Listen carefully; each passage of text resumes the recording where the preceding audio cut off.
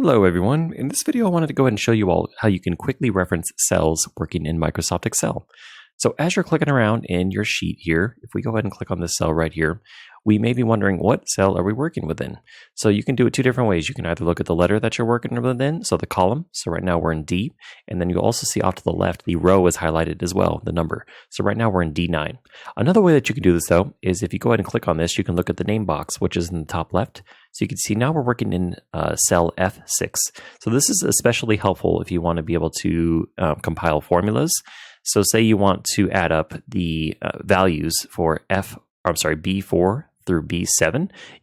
You'll know what cells to be able to reference just at a glance by looking first at the column, so B, and then looking at the rows. So right now you know that you need to add up cells B4 through B7, and you could just do it like this. You can even go B4, and then plus B5, plus B6, and then plus B7, and then hit enter, and you can see we were able to manually type in a formula to be able to add up all of those different cells.